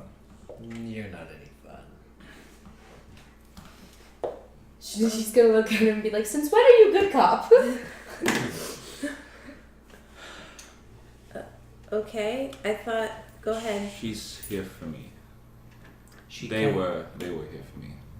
She kept saying boy. It's been a while since they've seen me. Okay. That explains her staring. Are you planning to go with her? Because they kind of tried to kill us all. That's why they're here, is to kill me, so I wouldn't go with. She's like, they would be watching the tiefling while all this is going on. Oh, I've dropped my disguise self before I went out. Oh, by the nice. way. I didn't go out there Oh my looking God. like that. But isn't he a sight? Her eyes dart towards the window, and then back to him. So what now? You're stuck here. Hmm? I'm talking about her. How many people broke into your home? I feel like telling you that would be a bad idea for some reason. Several, at least. There were the 2 men in the back, the 3 men up front, and the 1 girl, me, who came forward. That's a count of what? 6. I'll give you something for free. There were 7 of us. And she scoots the chair to the right a little bit.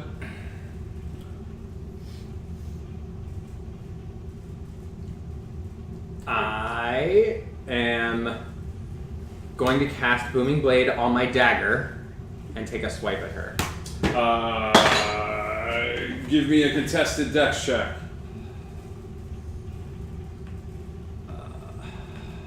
Roll d20, add your dex.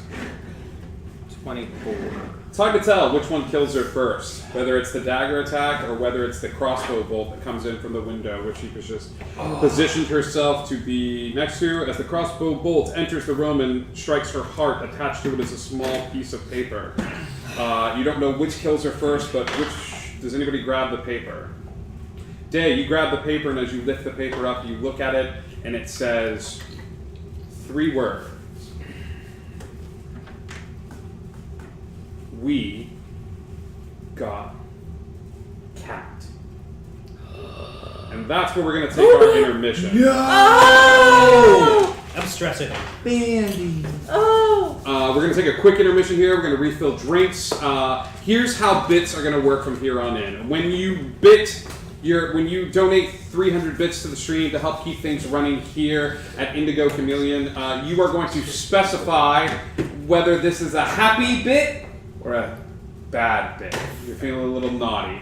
All you have to do is type in the word happy or bad when you donate your bits. If you're feeling happy, there will be a change of fortune determined by me towards either a certain player or the group as a whole. If you're feeling bad, you're feeling a little naughty, maybe an extra challenge for these guys to face. So it allows you to have a little bit more control of the game. That can manifest itself into magical items, found potions, advantage on clutch rolls, or random encounters, loss of magical items, or something else determined by me. So it just depends on how nice you're being to the audience. So that's what that's going to be.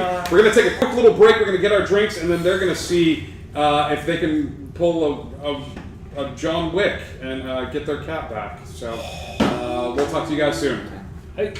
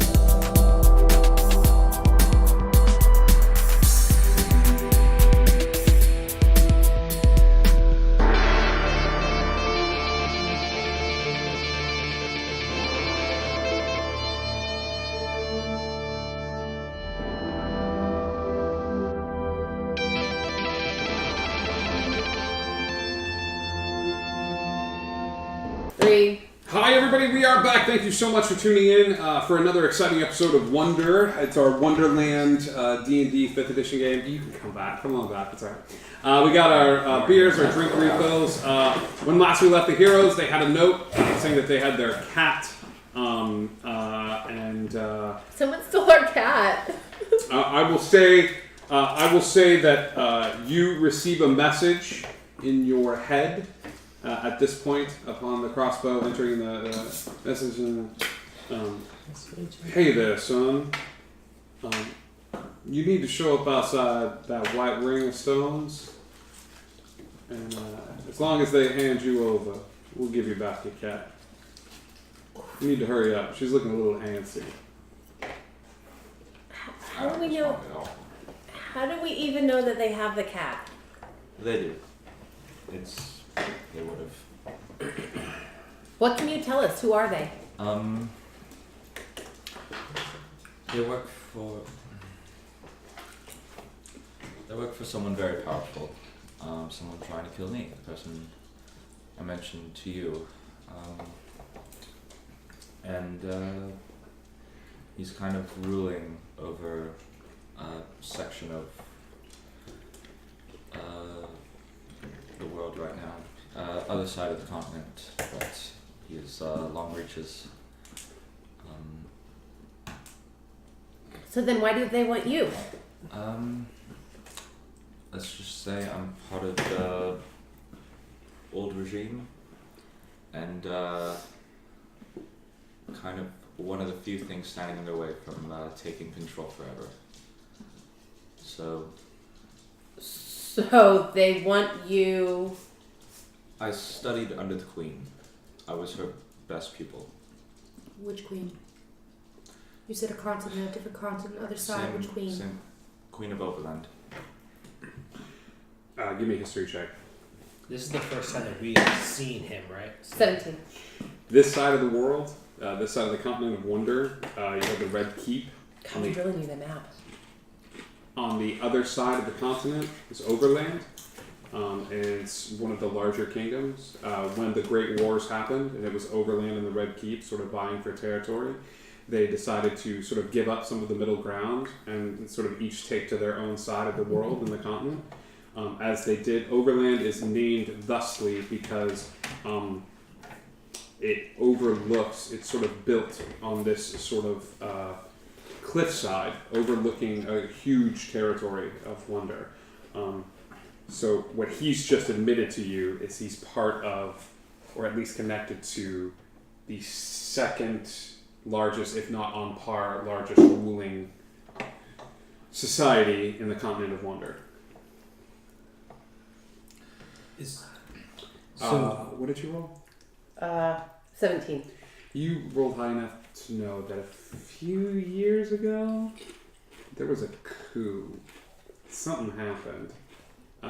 Someone else took over. It trickled in, but there was somebody within the inner circle of the king sort of took over. They killed out the entirety of the royal family and sort of implanted themselves by literal hostile takeover.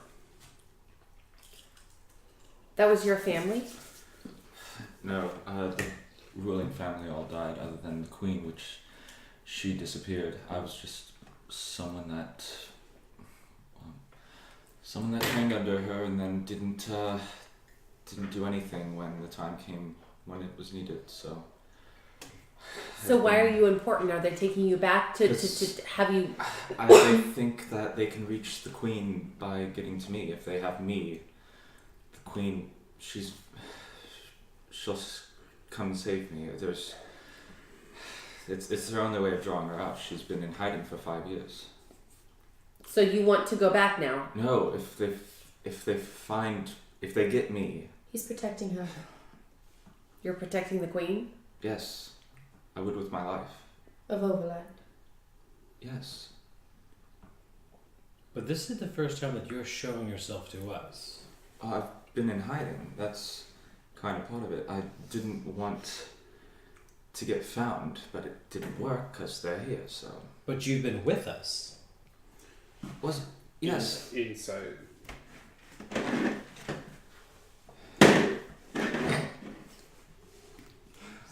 3. Cool. I'm there. I'm in that room. 17. I've been with you. As a druid who's got barely anything going for him, no one would ever find me if they found me. But we fought alongside one another. You would have known. Like, you should have told us at least and brought us in. You've seen my inner I side. didn't know how long I'd be with you guys. I thought it'd be a Nix, quick week and... we've already established that there's a lot going on in here. It would be so much more helpful if you would be straightforward and honest, because at this point I want nothing more than to smack you in the face. Change my mind.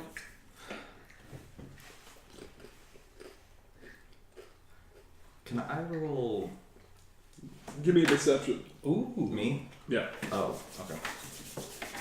Let's use this one. That was a bad idea. Should use the blue one. Alright. 5. Yeah, it's a 5. As she's, you guys watch as Day sort of starts talking to him and saying like, "There's something weird here. I'm not getting the full thing. You need to be truthful with us." You guys watch as there's a sort of a cold sweat that sort of breaks out. Please don't make me do this. What do you want to roll? What do you want to do? It doesn't matter. I figured out what she knows, doesn't she? Like, Give me an insight check. me. Yeah, that's what I was asking about. 16. She knows. Yeah. Okay. I was the queen's best pupil, and she chose me because I was her firstborn. That's why I'm so close. That's why they want to kill me. You're not just gonna go back to get killed. Obviously. You fought it outside. That's enough for me. But he lied to us also. Like you haven't. Mine's different. I may not I may have not given the full truth. Never was a blatant lie. Mine's different. I got caught. He touched my teeth and we all fought. Sorry about that. We've all said things that weren't exactly true. I suppose that good or bad or otherwise, he has been a very worthy ally. So you stay here, and we know, but we protect you, just like you've protected us, or we go with you. Well, right now we just have to figure out how to get Bandy back. I have a thought. Oh boy. A little game of mirrors that she likes to play. Listening. Well, she tends to mimic the magic that we use. But if Or the anyone man, uses. what if the match is larger? Greater. I mean, I could obscure the area with a fog cloud.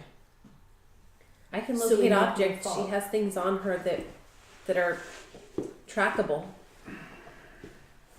But more importantly, she's somewhat bound to us. She likes us, right? She seems to. Well, I guess, but if she can't get away from them, Then I we mean, go she's get pretty her. powerful. I don't understand how they were able to keep her. It's true. She's powerful, but she's not dumb. Did anyone check on Shadow? We haven't checked anything. We've been down here. I'm gonna go upstairs and make sure Shadow's still upstairs in the room. Yeah, you go to the main room, and it's usually where Bandy stays, and who's ever kind of staying with Bandy. And Shadow is up against the window, sort of looking down, and he's sort of clawing at the window. And as you come into the room, he sort of takes a running leap and flies, and gets about like a few inches, and then flops to the ground. He hasn't quite got his bearing yet, and runs over and climbs up your leg and goes to your leg and just starts trying to drag you, Right, but he has to stay in the house as a nexus of magic. yeah. Yeah. Okay. He technically doesn't. Something with magic does. Something born of magic. Boredom. You know that it's a strain. You don't know how because you've always had either Bandy or Shadow's Head. Okay. So we know they're close by, and if they have Bandy, then we go chase them and we find them and we get Bandy back and we make sure that this is. I have a thought. Here we go again. I take off my hat and lay it in the center of the room. You're wasting your time. Well, we need to get her back. And we can have a dragon. The hat looks over at you. It sort of stops, Mm-hmm. and then there's a little lump, and it sort of crawls over to where the pedestal is, Mm-hmm. and just sort of sits there. The dragon just hatched. I don't know if that's gonna be much use, so it'll end up. Maybe It seems to know where Bandy is. Exactly. But also, just doesn't someone have a spell to locate? I do, Yes. but it's limited. It's only within 1,000 feet. Oh, we can at least try it, unless you don't want to burn the. No, let's Burn do the it. magic. I say let's go. Why haven't we gone before? Unless If we you've got a don't- better If idea that that we doesn't can do work, now. we'll take the dragon. But otherwise, Okay. it's the best. Cast your locator spell. Well, I mean, how long has it been since they shot her with the arrow? It hasn't been that long. I mean, moving in real time to the Okay. conversations that you've all been having. Is it dark out or is it light out right now? It's pretty dark outside at this point. All right. So let's, because that's the thing. We're gonna have to just kind of run in that general direction and cast it and hope that we've got some sort of an arrow towards it. Sure. Where do you cast it? All right. Well, if you guys are running outside with me, right? Mm-hmm. Yeah. Okay. I want to look for tracks of some kind outside, just to give us a general direction that they went. Does anyone have night Or scent. vision? Me. Yeah. Dark vision. Mm-hmm. Not us. Not us. I can't We're blind. remember if I do or not.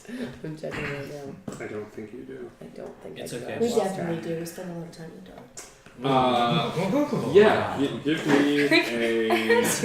Give me a nature check. Nature. No, it's great. I just. She's a party. 13. You see a bunch of tracks, but it's hard to determine whether it's the tracks leading up to the front of the house. You do see some tracks leading to the back of the house. Mm-hmm. Oh. Okay. But what I'm going to do is, as we're running, I'm going to say, if you see any small creatures about, Okay. can you point them out to me? Perhaps they can help to lead us. Sure. That is a Wait. racial. Is that racial trait Wait. or class trait? Does a very small dragon count as a small creature? Well, no, because I'm Okay. thinking where like Oh, I they just would have thought- seen where they went. It's speech of beast and leaf. I can communicate with, though not understand beast and plants, and have advantage on charisma checks to influence them. So I'm thinking maybe if they can kind of help point us in the direction, Sure, give me a perception check as you guys start sort of like scoping out That the would be him, grounds right? and stuff like because you that. can see. Oh yeah, I'm blind. Everyone? Everyone, perception checks. I got a 23. 21. 14. It's a little dark outside, but the ambient light of the moon and I would say some of the light from inside the house, some of the torch light and stuff like that you guys had. You did 21. 21. You guys all sort of spot at the same time. Animals don't really cross the threshold of that white circle of stones, but sitting a little ways off, like you kind of look up and there's like there's a squirrel just sort of like hanging out like in the tree, just sort of eating a nut, and I think all three of you sort of spot it at the same time and sort of point upwards to her. Zoe, they're in the tree. Hey, hi, little squirrel. There were some not nice people here, and we're trying to chase them down. Can you help show us where they went? Now you can communicate fully with the squirrel. Is that what it is? I have advantage on charisma checks to influence. I can communicate with. I can't understand, so I'm Okay. hoping he'll run in the same direction. Okay, so give me a charisma check. It's oh my god, that was a 19 and a 2. All right, Perfect. and charisma, my modifier is +0. And that squirrel's practically covered So in it's a it. 19. it starts chittering away at you, and then it Can just you sort of, go in the direction? Speaking. it goes like this. It like looks at you, and then it looks confused as you ask it to go in the direction, and then it just sort of like I'm gonna run in that direction. Thoe just goes, "Thank you, squirrel," and turns 180 degrees and runs to the back of the house. I'm gonna cast locate object. She's within 1,000 feet of the house. You head towards the backyard where the white stone circle stops. There's sort of the big, sort of sprawling, sort of land. You guys were in the forest anyway. Before I leave the white circle, being that we don't need the dragon, I'm going to send the dragon back and leave it in the white circle and whistle for my hat. Give a little whistle. Okay, give me a d20. 12. Okay. I would say the hat begrudgingly like flits over to the window and just sort of like bumps against the window. Great. If a hat could flip the bird, like Yeah. Okay. Got it. which is good because at this point you all see you guys are having a harder time because it's really dark outside unless somebody has a light spell of some sort. You guys all see outside and Shadow starts freaking out in your arms because standing off in the distance is the same tiefling that you saw before. There are two men behind him. These two men are wearing sort of identical black robes as compared to the black outfits that you saw before. These two men have their hoods pulled forward. Bandy is inside of a clear blue ball. It's transparent, and she's sort of looking around the ball. She's still in tabaxi form, and she's sort of very confused and sort of like scratching at this little ball in order to try to get out. And she sees all of you and starts like reaching forward towards you. Thoe in particular, she starts trying to move. The ball moves forward a little bit, and one of the black robed figures sort of pushes the ball back and secures it in place. Do I recognize the ball, the spell, or whatever? Give me an Arcana check. Okay. And there's two guys. 22. Have you used your beads of force yet? I have not yet. Then no. Odaluke's sphere, like sort of rings in the back of your head. You've never seen magic like this in action. Not yet. And there's two guys around her. Yeah. The tiefling sort of walks forward, and Griffin is looking a little bit better for wear, and he looks over at you, and he sees you still sort of covered in blood, sort of smiling, and he looks over at you. You haven't changed out of your torn nightgown or anything like that. And he sort of walks forward, and he's like, "Well, it seems we're at a bit of an impasse, and I got something you want. You got something I want. There's got to be some sort of arrangement that we can come to here, right?" The arrangement's very simple. There are more of us than there are of you, and I can guarantee you would not get too far. Well, yeah, here's the thing about that. And he snaps his fingers, and you see one of the men in the black robes sort of move his hand like this, and the ball goes opaque. And as it does, Bandy starts like looking around and grabbing her throat. Like grabbing her throat and then like start like clutching at herself and trying to like clutch at the ball, and then he snaps his fingers again, and the man waves his hand and I'm sorry you had to see that. I don't want to do something like that to a poor little girl.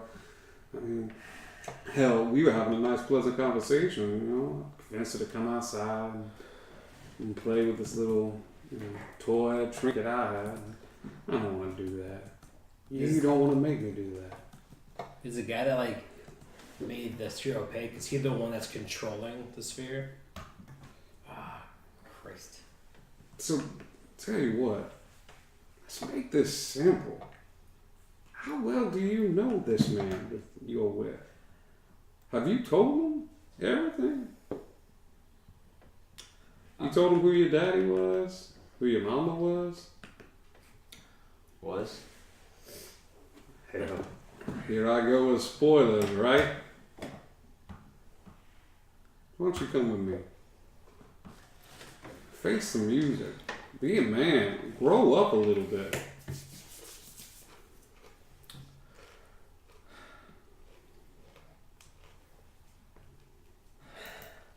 to stop us from killing you three? Hell, you probably could. I've seen what y'all done before, and I ain't gonna lie, you're a lot more powerful than I was given any reason to believe or any right to imagine. And, this one in particular, I liked the other one. I sent her up there first, and I thought we was all home free. But yeah, you know what? You probably could kill me. You could probably kill me where I stand. But here's the bad part. Y'all are good people. Ain't you? This one less so, but this one, and this one, and especially that one. Y'all are just too good for your own good. Now, yeah, you could kill me, and that's fine. But you gonna kill her. I could probably take one of you. So where is everyone right now? How far are we from them, and then how far are they from each other? I'd say the ball and the two men are the furthest distance, about 50 feet back. He cuts the distance to 25 from you, and they're another 25 from him. And he's at the edge of the line, or they're at the He's at the edge of the line. They're off a little bit, so they're clear. All right. I'll start walking towards him just to close the distance. There we go. How far can I jump? 3 times your normal. So normal. what's a normal distance? I'm gonna to stop jump? about 5 feet from the ring. From the ring. the Where ring. it is. So it'll be 5 feet and then 30 feet from the. What's the average height you think he could jump? Shifted probably a lot higher than not. I would err on the side of you would have to make an athletics check. I'd let you make it at advantage. Okay. You could clear the distance to him. Ain't no way in hell you're jumping 50 feet from a vertical. There's no way. Yeah, no. From a standing point. No. What? Come on, I've been here before. This ain't my first rodeo. It's the part where you hit your knees and you beg for your life, right? Please.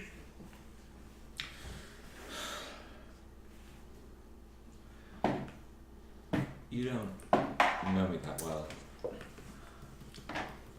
I don't know what Fridrin told you, but I'm not the kind of person to run from a fight.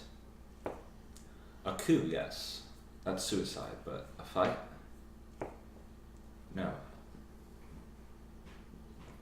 I'm gonna do something stupid. I love stupid. I'm going to Misty Step so that I am right next to the two guys, next to Bandy, and I'm going to cast Thunderwave first level. On yourself. Well, it's Thunderwave, so. Thunderwave. Okay. Yeah. So it blasts backward. Okay.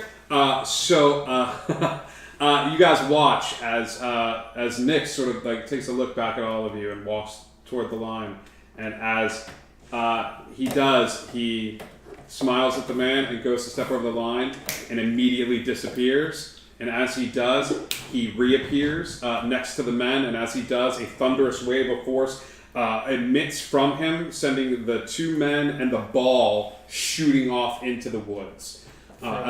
In the same direction? No, they all three go like the ball rolling into the woods. What sort of save is this? Con 14. Con 14. One of them makes it, and the second one makes it. So roll damage for me. That's 11.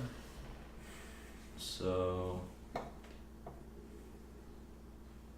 Okay, so I'll err on the side. So 6 points of damage. As that happens, he steps forward. Griffin, this will be a surprise round, and then you guys can roll initiative and you can figure out what's going on. Griffin steps forward, grabs your hand as you were casting, and slices into your palm a little bit. As he slices into your, let's see if that hit. 18 hit your armor class. Oh yeah. He gets a little bit of the blood on the palm in the handle, puts the knife back on his person, and he says, "You're a good guy. You're a good guy. Remember it, because I will." He's gone. So he left. There's still like that one other person left, right? There's two other people that are still sort of standing. As they see Griffin leave, Do I take any damage? yeah, you take 4 points of damage as he cuts across your palm. Gotcha, And, great. gets a little bit. Got my As he sees them leave, the two of them start casting. Great.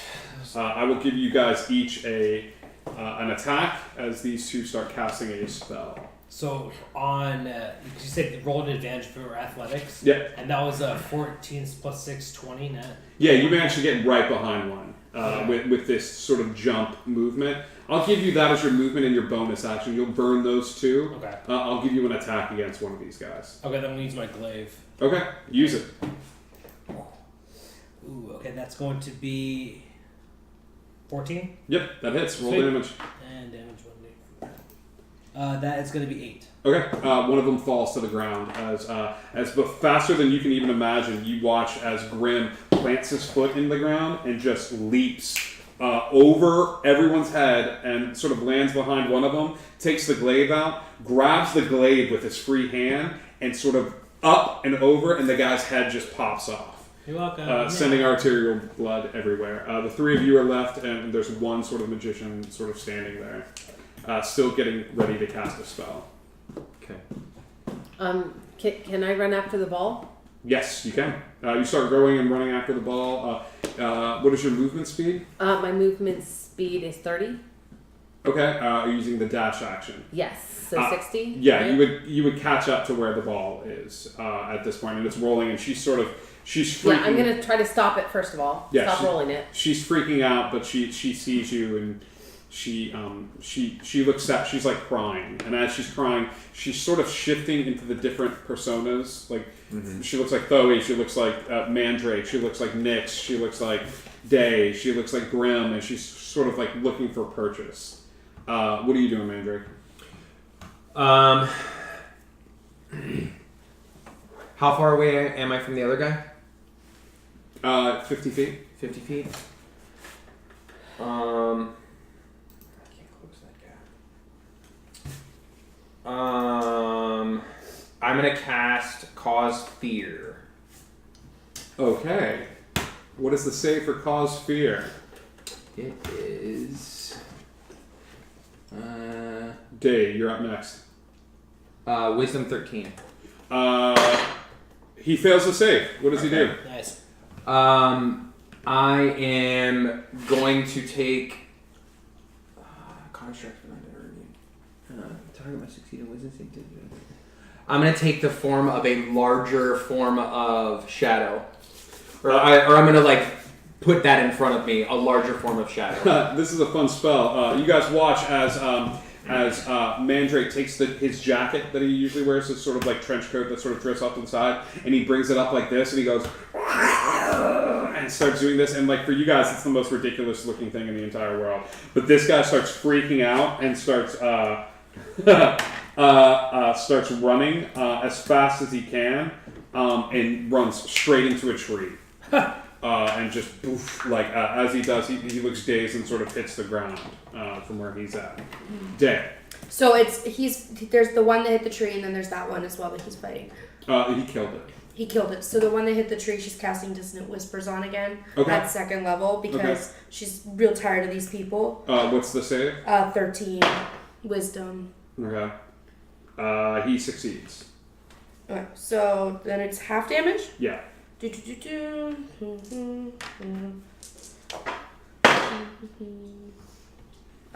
16, 17. So half of that. So we can. Yeah. Math. No, that's good. He takes like 9 points of damage. Yeah. As he takes the 9 points of damage, it's just enough. After tree damage, where he just we go full scanners where the head sort of blows up. and you guys are out of combat. After a while, you are still there, but she's still in the ball as you hear this little like soft pop from off in the distance. The ball pops along with it as the concentration on the spell breaks, and she falls to the ground, crying. Does she look injured? Like need to be healed in any way? She doesn't look harmed in any way. Give me an investigation check. Okay. That's going to be a 13. She looks a little singed, but she doesn't look like badly singed. Okay. I'm going to still cast Cure Wounds on her. Okay. It's a D8. You, Oh, that was an 8, so 11. yeah, some of her fur starts like it's hard because you're trying to look at her, but as you're looking at her, she's wrapping her arms around you, And I hug sort of her like- and like- hold her close, and I'm gonna walk her back towards the house, like back within the circle. You're walking her back to the circle. Yeah, within the like protective circle. Sure. I want to get her back within that as soon as possible. Sure. You see the sort of scene that's laid. Oh, actually, I can carry her. I'm not strong, but I'm. No, you're strong enough Yeah. to be able to, and she does a little kid thing where she curls up like into your arms and stuff like that, and you sort of carry her back towards the house. Before you is the scene of which you see the two sort of bodies there. After a while, you see Thoe walking forward, holding a sort of clutched in fear Bandy to her. I go up to her, put my hand on her back, like for Bandy. Say nothing's gonna harm you. Not While I'm around. No, sir. I let Shadow go. Oh, so good. You get DM inspiration for that. That's so good. Also, write that down on your sheet. At any point, you can use DM inspiration to get advantage on any roll you want to. Nice. Once you use it, it's gone. Fun. Nothing's gonna haunt you. Now I'm around. It's gonna harm you, Thank Bandy. you, Bob. Not walk runs around. It's like making you go meow. What's funny is you're singing this covered in blood, like it's a problem.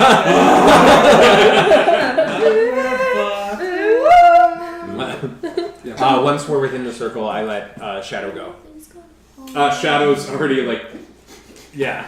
he's crawling up and down Bandy, and like Bandy just reaches out and like she grabs him, and they've invented this game that's a little frightening to you, where she takes Shadow and throws him up into the air as hard as she can, and he kind of goes in the air and then sort of flops down to the ground and like shakes it off and runs back over This to is her. normal. Yeah, you're like, our family's weird. But you have the two bodies. Are we just leaving those? I'm okay. Obviously, that was Darvish soon. Yeah. If you didn't, I was going to. Cool. Who's got the higher investigation? I do. Take that advantage because he's helping. Okay. That's cool. Nope. No. 10 total. Nope. Yep. You kind of find the same things. Are you looking over at him? You're not. No. Is it safe to say Day's getting, after all the damage and everything, that the day is getting kind of shaky and maybe sweating a little bit? Is this harder than Day has had to go in the past? With this announcement and people invading her home. That's up to you. and- This seems like such a personal question because I don't know if her caregiver instincts kick in and she sort of shakes it off or what. So she's seen that the little one's safe. Bandy's being carried inside the house. He's walking into the house. These two went and looked at the areas when they couldn't find anything of note. They sort of went back inside the house, and he just ignored all of it and is sort of standing there in shock. Yeah. Yeah, so she'd be off in a corner somewhere, knowing that everyone's safe.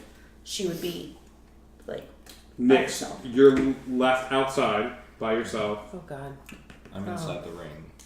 You're inside the ring. Yeah, I'm at least gonna go inside the ring.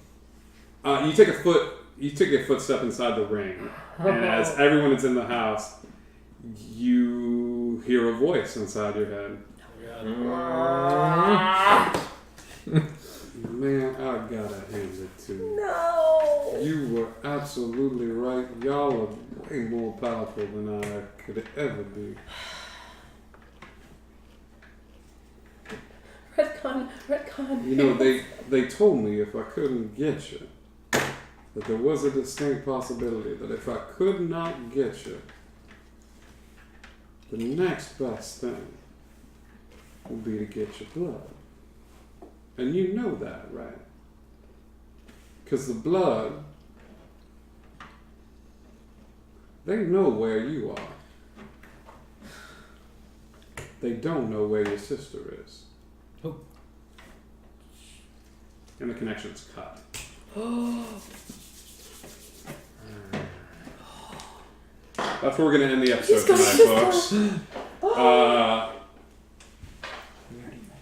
Thank you so much for tuning in to our episode of Wonder for this evening. The team leveled up last week, and secrets were revealed, plans were made, bad guys were vanquished. That fight at the very beginning could have gone a lot worse than it did. I made some really good rolls at the beginning. I fully thought that tonight was going to be the night we saw our first character death with Grim, fighting those two alone in the kitchen, but it just worked out near the end. That nat 20 was brutal.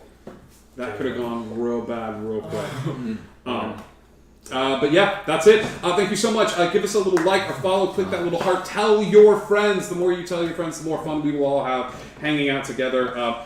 We will keep you updated about certain other one-shots and fun stuff that we got going on. Stay tuned to the channel. Stay tuned to the Discord. Discord's up here. Yeah, and players, thank you. It was a good night.